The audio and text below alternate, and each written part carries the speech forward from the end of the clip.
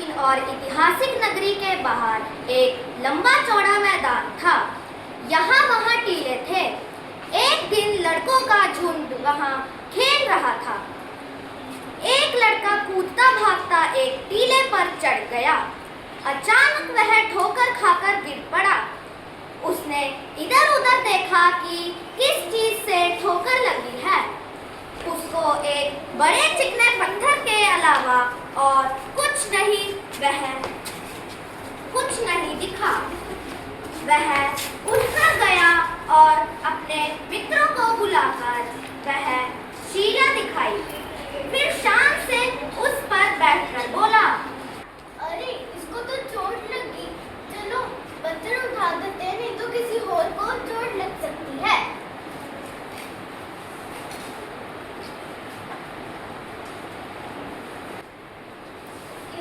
ये पत्थरों को बनाकर कोई सिंहासन बनाते हैं। अरे वाह, ये तो सिंहासन बन गया। अब मैं राजा बनता हूँ और तुम सब मेरे पास अपनी फरियाद लेकर आना। महाराज, इसने मेरे बाल खींचे। महाराज जी, मैंने एक बाल नहीं खींचे।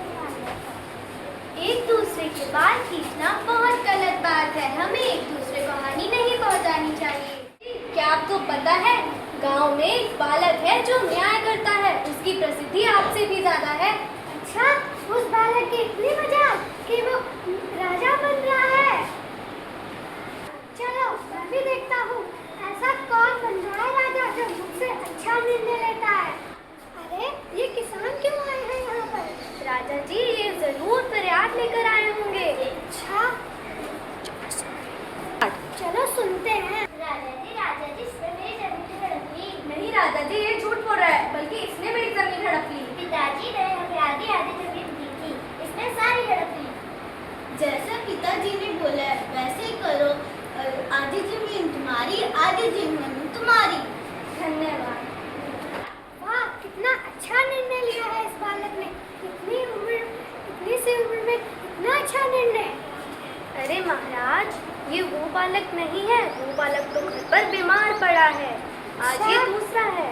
अच्छा, जरूर इस सिंहासन में कोई बात है। यह सिंहासन मेरे दरबार में लेके आओ। हरिओम। अरे ये सिंहासन तो राजा विक्रम आदित्य का है। इस पे बैठना कोई आम बात नहीं। इसकी प्रसिद्धि तो पूरे भारत में फैली हुई है। अच्छा, पर मैं तो राजा हूँ, मैं तो इस पर बैठ कर दिखाऊंगा।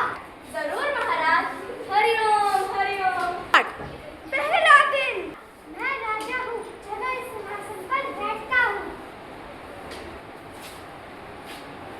ठहरो, क्या तुमने कभी झूठ नहीं बोला? अगर तुम इस सिंहासन पर बैठना चाहते हो तो तुम्हें 3 दिन का उपवास रखना पड़ेगा। उपवास के बाद अब तो मैंने 3 दिन का उपवास कर लिया है।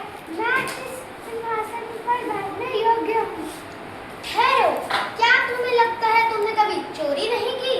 अगर तुम्हें इस सिंहासन पर बैठना है तो तुम्हें 3 दिन का उपवास रखना होगा। दूसरे दिन भी राजा ने 3 दिन का उपवास किया। अब तो मैंने 3 दिन का उपवास किया। अब मैं इस सिंहासन पर बैठता हूँ। उपवास के बाद किसी को चोट लग जाए तो तुम्हें 3 दिन का उपवास रखना हो। तीसरे दिन भी उपवास करके प्रायश्चित कर लो। अब मैं सिंहासन पर बैठ सकता हूँ। ठहरो, क्या तुम्हें लगता है तुमने सबकी मदद की है? अगर तुमने इस सिंहासन पर बैठना है तो 3 दिन का उपवास रखो। मैं तो राजा हूँ, अगर वो बालक इस सिंहासन पर बैठ सकते हैं तो मैं क्यों नहीं? ठहरो, तुम इस सिंहासन पर नहीं बैठ सकते। वह बालक तो मन के भोले भाले थे, उनके मन में कोई छल कपट नहीं था। तुम इस सिंहासन पर बैठने योग्य नहीं हो।